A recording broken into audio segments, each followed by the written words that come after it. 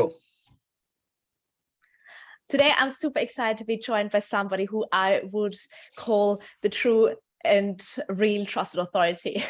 Justin Falk is joining us today, and he's literally doing everything by the book to become this trusted authority. He's connected two worlds to create an economy of one, and created a business and a career on his terms, and has also established his brand and profile in such a way that not only customers and users use his products, but also investors actually back him in his big vision. So I'm really looking forward to unpacking everything, how he got there, and any tips that he can share. So thanks so much, Justin, for being here. Thank you so much for having me, Petra, and for a wonderful introduction as well. I'm definitely going to have to steal some of those tidbits. You've spoken about it very eloquently in a way I haven't been able to do so yet. So thank you for that.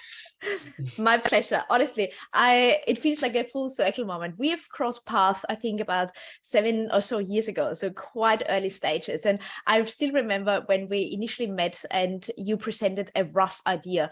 And now you are a leader in your category, got investment, build a team around it. Give us a bit of a background.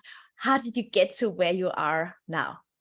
Yeah, sure. And I mean, that rough idea that you would have seen, that was certainly the best that we had at that time, right? It's quite hard when you've kind of got a new concept and there was no one really to kind of copy from, right? So you just kind of have to make it up as you go along.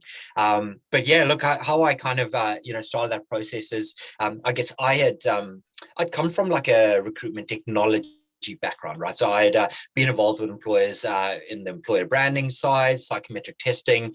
So that's what my role had been previously, but I'd never been a recruiter. I'd never even used a recruiter. So that was totally new for me. And I never had any intention of actually going out into that space. So the very early version of TalentVine, so I had two quite early versions, but one was kind of more short-lived than the other. I think that's the thing, you've got to be quite nimble and realize when you're going down the wrong path and stop. But I originally wanted to have an online comparative site for everything in the HR and the recruitment space, right? So like a finder.com to find psychometric testing providers, or HR consultancies, and applicant tracking systems, and all those different systems and services that are offered to HR in the recruitment world. So I went on and tested the market, and I basically, with a nice little cheap Google form, just saying, hey, which of these multiple of different technologies do you want to, or services do you want to be able to compare? And overwhelmingly, people just came back saying, we want to be able to compare recruiters. And that was just one of the 20 things that I had there. So I thought, okay, so there's clearly something here. I think this is what I should look at. And what I got wrong at that stage was then asking, okay, why do you want to compare recruiters? And I incorrectly thought it was because they were too expensive. So I thought, okay, I know what I need to do. I need to go and build out a platform that connects employers to the cheapest recruiters. And that is an absolute failure. So as I'm sure you can imagine, that, that saying that if you pay peanuts, you get monkeys. Certainly, realized people might have loved the concept, and early employers were like, great, you're going to save us heaps of money. But at the end of the day, they weren't actually making any hires, right? Because they weren't working with the right recruiters. So realized about a year after that, look, this is all well and good, but we're going to run out of money very quickly, and it would be nice to be able to pay myself a salary at some point in the next 2 years. So let's actually build a model that is actually going to be useful for both sides. So that's when we realized, what, this needs to be a tech play, and we need to be able to connect employers to the most suitable recruiter, right? Price point can be one part of the puzzle, but that true cost of recruitment is hiring the wrong person, dealing with the disruption that brings to you and your team, and lost productivity, etc. So that's really how we kind of landed on the model of what TalentVine is today. Oh, it's so fascinating. And also thanks so much for being so honest with this journey, that you didn't just wake up and had this incredible successful product that everyone loved and it just, skyrocketed overnight. But there were some iterations. And also, there's often this misconception, I need to have 10 years experience in this professional industry, or this 10,000 hours role to establish myself in it, to build a business around it, to start speaking about it, to build a product around it. And you actually didn't have it. You still had the background in an industry, but it's not necessarily the exact one. And then you figured it out, what does the market want? So this is fascinating. How did you then go about this part? So you obviously didn't necessarily use a recruiter. Did you then do some research with recruiters and with clients, or how did you get to this next stage? Yeah, absolutely. So what and yeah, I completely agree with you, right? You don't need to be a subject matter expert at all, right? I think, firstly, and we can go into that a bit more detail, but you just need to, surrounding yourself by people that have been there, that are willing to kind of share, that are invested in your kind of journey. And that's just one of the things I think I found early in the journey was how open and how collaborative and how giving so many people actually are, like of their time, of their knowledge, etc.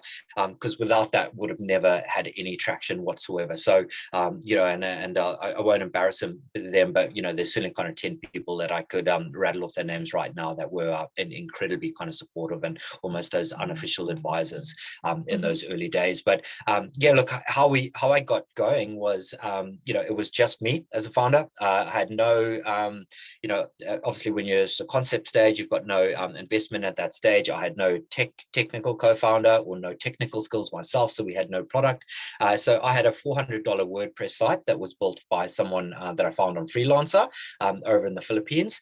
And then what I would do is I would cold call employers who had a job up on Seek and basically say, hey, I've got this amazing platform. We've got all these recruiters that specialize in this space. Just wondering how you're going. Do you need a hand with any, any kind of recruiters? And they would say, occasionally 1 in 50 or so would say, yes, I do. So like, okay, great. And what I would then do is go on to Seek and find which recruitment agencies were advertising for similar roles. And then I would spend the rest of my afternoon cold calling those recruiters and saying, hey, I've got a client that really wants to work, that needs some help filling this role. Are you happy to work on this role? And then I'll just manually entering down, great, okay, 12% exclusive or 15% non-exclusive, etc. Go onto their LinkedIn, copy and paste a little kind of about us blurb about them, and then send that off to the client as a PDF document and basically say, hey, here's 5 recruiters that are keen. These are the fees. This is their speciality, etc. And that was the early kind of version of TalentVine. So I was really lucky. And definitely was lucky that the third person that I ever was able to do that for, she was like, this is amazing. We got a great recruiter. They filled it with an incredible candidate, and you actually saved us $12,000 on our recruitment fee. This business needs some legs. You need some backing. And so at that very early stage, she introduced me to her investors and said, you need to look at this. I wouldn't say product because we didn't have a product. This idea, that was Brisbane Angels. I had a conversation with them on the Thursday. They basically said, we've got a pitch night on Tuesday. Do you want to come and pitch to us? In 4 days' time. I had no idea what a pitch deck was or anything like that whatsoever. So thankfully I was able to work with someone over the weekend, put together a pretty embarrassing little pitch deck, and then went and presented to them. And that actually got us, I was able to get $70,000. And they made it quite clear there that that's like, look, we are, you have no traction, you have no product, we're backing you here. So we think that you've got the kind of drive to actually get some leads here. So that then gave us enough kind of runway, for us to keep kind of testing the model, find my co-founder, and then build it from there. That's incredible. Firstly, that you started scrappy, like the $400 website, nothing too fancy, and also high touch and low tech, like the opposite of what it is now, to literally just test if there is demand and then connect the dots. And you become a middleman to create this economy of one, basically. And both the sides, both of the marketplaces that you work with, they've got a pain point. Like obviously recruiters are always looking for jobs and clients, and vice versa, clients or companies are looking for talent all the time. So connecting them and also making it a lot more transparent. These guys charge that much, they've got these terms, and compared it, that gives us a lot more trust also in each of them. So I love the concept. Exactly. For sure. No, now, thank you, Petra. Yeah. What is it actually that drives you? Because as you said, you are not a recruiter and you also didn't use recruitment. What is the driver for you to create this platform? That's a great question. And when I think about it, I think I was always a connector. Like I just loved connecting to people, right? Whether it was, oh, that's a great business idea. I want to put you in touch with these guys. They could be interested in what you're doing. And or having a friend and be like, oh, I've got an amazing single friend as well, I want you guys to meet. I think it'd be a great couple. So that was just always my kind of modus operatus for some reason. So I think it's always quite funny how I've actually ended up with a business which is just all about connecting people as well. So but look, what drives me is even kind of prior to TalentVine and everything, growing up in Zimbabwe and just seeing like the kind of good versus evil, almost to put in a very simplistic term, around the politics and that as well. My parents were always quite involved in politics, like obviously on the good side, I'd like to say, and I just always had this drive to be a force for good. I just wanted to, have some kind of impact with being a good person, right? And look, the reality is the way that the world works is having some level of success and actually wealth behind you makes it a lot easier to be able to have that kind of impact as well, right? So for me to be successful, for our team to be successful, for our users and everything to be successful, that is certainly something that drives me in that way, right? I want to see all of their lives, be improved. I mean, still to this day, I can tell you one of the most meaningful, times of this whole journey was, having a recruiter phone me in tears during COVID, just because she hadn't made any money in 9 months preceding, and she was able to and she made 2 placements, like it was just before Christmas, and that was money that meant she wasn't having to move into a share house and do stuff like that. And it was, you've actually changed my life. You were able to actually get us clients that I've been unable to find or work with. So it's those little meaningful things that really kind of drive me and make me think, oh, we're doing the right thing here, right? And it's important. I think you've got to focus on those positives, because like on this journey, it's hard. You get told no, and you get told this will never work, and you hear those things so often. So it is quite easy to get down in the dumps a bit, and to let things like that affect you. You never really feel that you're out of the woods. It's always a little bit of a struggle, and something's kind of going wrong. So you got to focus on what drives you, why you're doing this, and just always keep going back to that, and remember why you're here. Oh, I love it so much, because that sets apart the ones who want to achieve a goal and want to be successful and want to have the business and want whatever, and the ones who actually get it. You get knocked down probably more often than you could ever count, but it doesn't hinder you to not pursue your big goal and your big vision further. And there's obviously a bigger impact that you can make with the platform. Like, it's not just building your own personal wealth, which is a nice reason, but it only keeps you going for so long until it doesn't excite you anymore. Yeah, exactly. No, I completely agree. And look, I think marketplaces are some of the hardest models to get right. They certainly are. You've got 2 very distinct, different clients. In fact, we've got more than that, right? We've got enterprise clients through to startups, right? On the employer side, you've got one-man band and very boutique specialists, all the way through to multinational recruitment agencies on the other side as well. So you're so caught up in trying to build a platform, build systems that makes everyone kind of happy, that you need to just keep going back and remind yourself why you're here, and keep doing what we're doing for that reason. Yeah. Now, one thing that is a standout for me, which I'm super curious to unpack further, is how did you get the 2 marketplaces initially, clients in a big bucket and your recruiters trust you, because you didn't clearly have a product. You didn't have the capabilities either, because you have never done it before, so there was no social proof, and nobody knew of you either. What did you do to gain that trust? Great question. So I mean, like there's the example of that lasted about a year of me having to just cold calling people and then just manually sending the PDF document. I think a big thing that is vulnerability. I think that helps to kind of build trust, right? And I certainly approached TalentVine in the early days with both sides of, hey, I'm new, I'm learning, I'm trying to figure this out, I'm trying to get this right, I'm trying to get this right so it works for you as well. Like, can you help me? Like, what would work, right? What do you want to, what do you want to see from recruiters, right? What, what are the metrics? What is the data that's important to you, that's going to give you trust in not only working with them but working with us, right? And then on the same side as well, right, with the recruiters, what do we need to do? What type of employers do you want to work with, right? It's because trust is so important, right? And that's what we call ourselves, the trusted recruitment marketplace. So just the vulnerability, super important, and knowing what you know and knowing what you don't know, right? And I alluded to it before, but I'm just so lucky there's those 10 people I can just call and just be like, hey, I've got,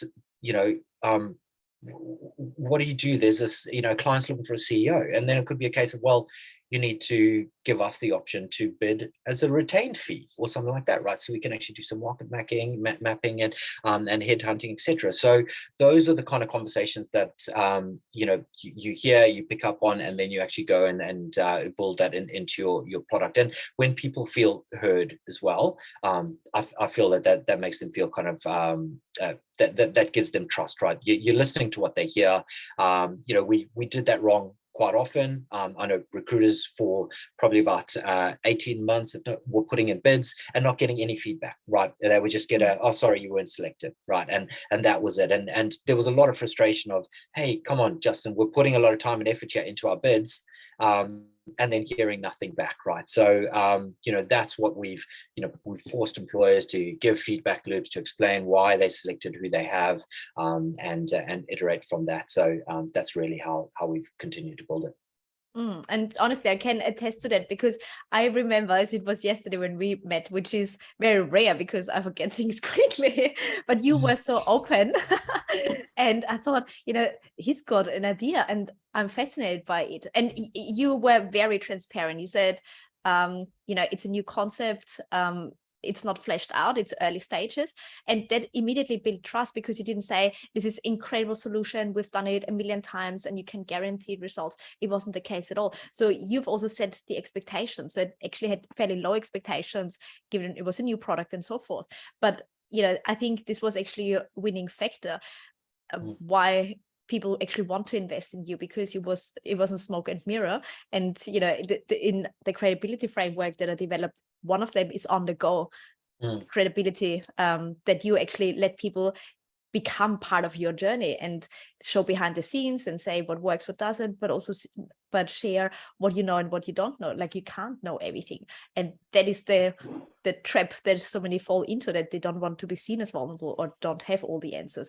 And you didn't have this ego. Yeah, thank you. And I agree.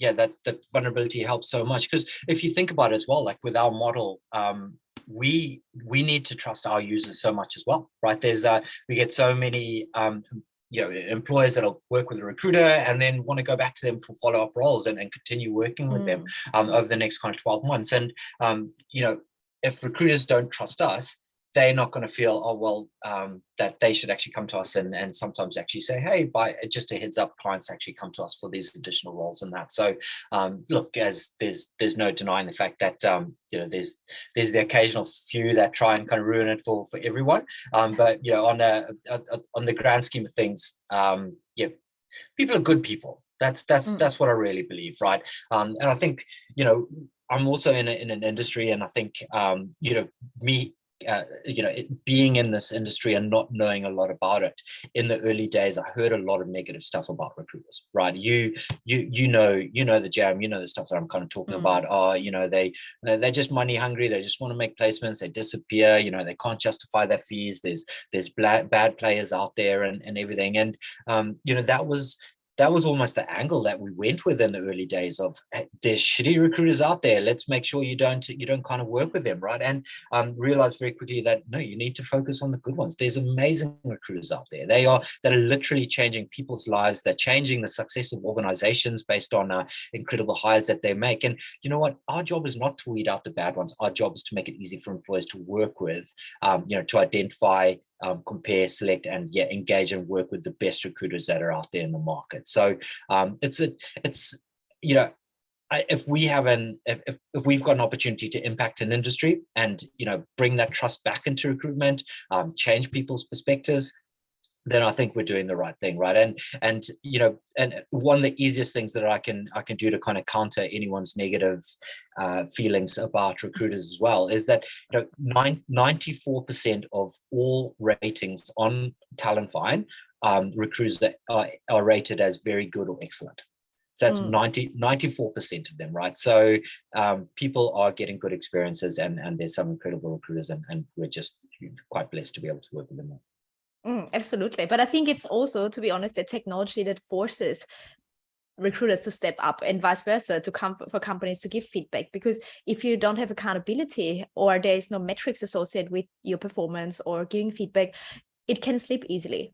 And this is, LinkedIn has introduced the marketplace, which I think eventually will become a Fiverr for professionals eventually, because we see the rise of the gig economy, and technology connects supply and demand basically. And you've been with your technology, you've been early on with the trends to make things transparent, more accountable, and connect supply and demand early on for a very certain audience, like not for everyone, for a very certain audience.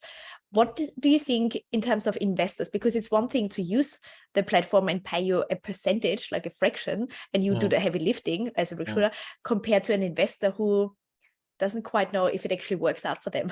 What do you think was really the key that they trusted you?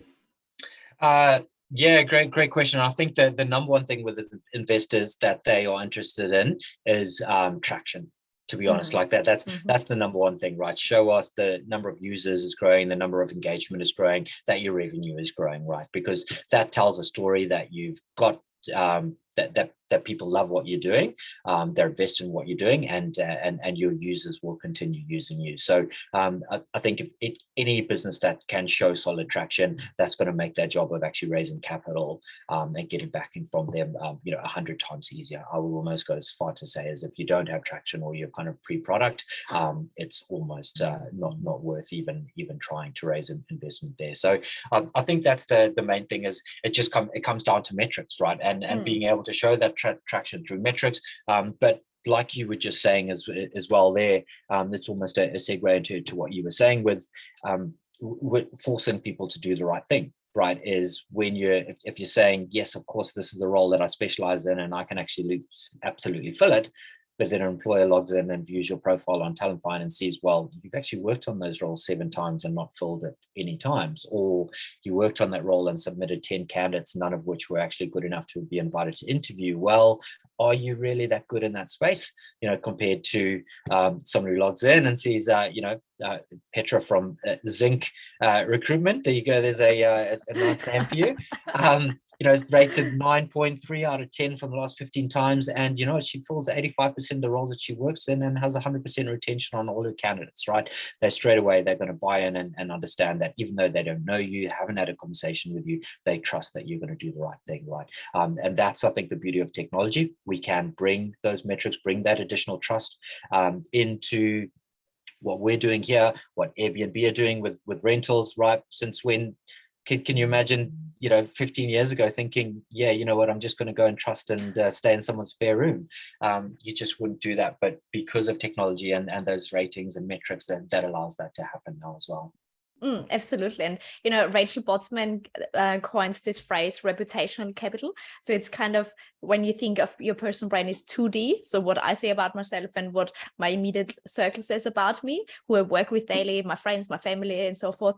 But nowadays, thanks to technology, your personal brand has become 3D. So it's not just you, your immediate circle, but also what does community and society say about you? And this is where your digital platforms, your ratings, your associations come through. Because yes, I can say I'm incredible at what I'm doing, but if, I can lie, whatever, I can put anything on my LinkedIn profile also. But if the actual deliverables and performance don't match that, then you break your trust straight away. So of course, I trust somebody who has been rated by somebody else a few times more. Of course, I would go with them. Exactly. Yeah, 100% agree. And that's the thing, right? Is our reputation is only as good as the consultants that employers get to work with as well. right? That's the same thing, right? If they log in and they select a recruiter who's got amazing ratings and metrics and then does a pretty substandard job for them, that's a reflection on us, right? They're not going to trust us, so they're not going to trust our metrics as well. So it's just so important that it's accurate, and like you said, they can look below the sales pitch and make actually informed decisions based on proven metrics and ratings there. Oh, I love this concept. It was time to bring a very transparent platform to this very shady industry. I can say it because I've been in there for a while, and I've come across very, very bad recruiters who let's just not go into details, but yes, let's just say they're not on TalentVine.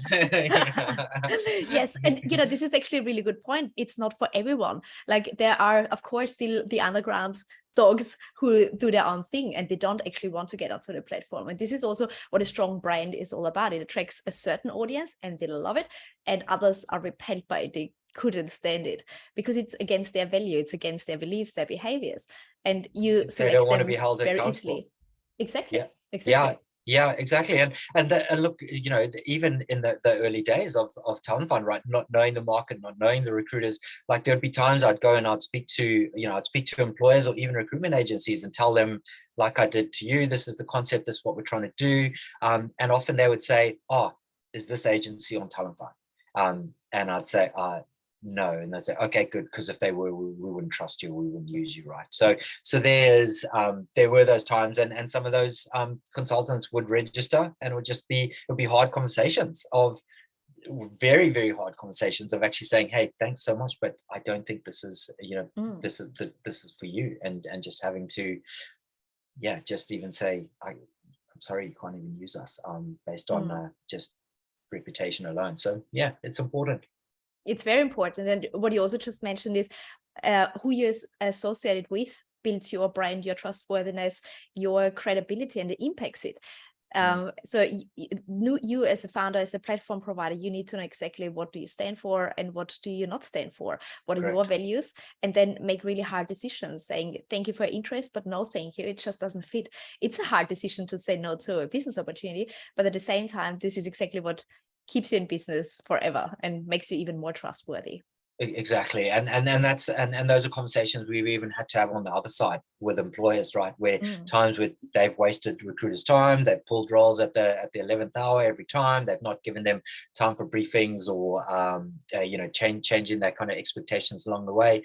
And we have had a few where they've come back and added roles, and we've had to say, look, I'm sorry, that's our reputation is just as important on both sides of the fence, and we're not the right platform for you. All the best. Absolutely. Now I'm curious, what's next for you, for TalentVine? Do you think you will white label it eventually to make it a big career and job opportunity platform, or do you want to stay with recruitment? What's next for you? Great question. We've got quite a lot on our roadmap at the moment. So we're really lucky. We were able to close another investment round about 2 months ago. Managed to just squeeze through, I think, before the capital markets start to tighten a little bit more. Certainly wouldn't want to be trying to raise capital right now. So we're building quite a lot on the technology front. So a big part of our platform is that VMS usage. So for enterprise, so just giving a lot more of the kind of features and integrations that they need on that level to be able to use our platform to manage all that third party relationships. But we've got like video briefing functionality that we've just rolled out, which just makes it so much easier for employers to be able to store all their employer branding, their EVP documents, and everything. That makes it even easier for recruiters to be briefed and understand exactly who they need, that the candidates that organization needs at that point. We've got a couple of other things that we're looking at trying as well. Do we open up the ability for previous peers of potential candidates to have like one go per month where they can kind of nominate a potential candidate that they think an employer might look at as well. But there's a couple of concept things that we're looking at. We're looking at we're just working on some pretty big partnerships as well at the moment. So hopefully those will come to fruition over the next 3 to 6 months as well for us. But really, it is for us. It's the main thing is business as usual. We've got a model that works, and now it's just a case of just scaling it and get as much market share as we can. Oh, excellent. So exciting. And clearly you're constantly evolving and not standing still and resting on your laurels, because you would immediately fall back, because the economy is changing. We see more and more video interviews, so you are adopting to the trends, and that's really very fascinating to follow and very inspiring for hopefully everyone to stay ahead of the curve and actually set their own trends and standards. So thank you so much, Justin, for everything that you do. Where can everyone find you, connect with you, learn more about TalentVine, and stay in touch? Thanks, Petra. Yeah, I really appreciate it, and this has been fun. So best way, so I mean, we're on talentvine.com or .com.au. Easiest way to find us. I'm on LinkedIn, Justin Falk, and yeah, always keen to connect and have a conversation with anyone as well. So that's probably the easiest way. Excellent. So much to learn from you. And as I said, I'm watching. I'm watching very closely. I'm honestly, I love what you do. Well, thank you for your belief and giving us a try in those early days. Like, honestly, like I genuinely mean that, right? It's the consultants like yourself that saw us as a concept. We didn't know what we were doing. We had no traction, and they were willing to say, yeah, sure, let's give this a try, and did great work for our clients as well, which made it a lot easier. So I'm very thankful and appreciative for those people that like you that believed us in us in the early days. So thank you. Absolutely. I still remember the placement that I made actually with you. And it was a company that I always wanted to work with, and I couldn't get in. So see, you great. connector. Perfect. Excellent. Well, thank you so much. Pleasure. Thanks, Petra.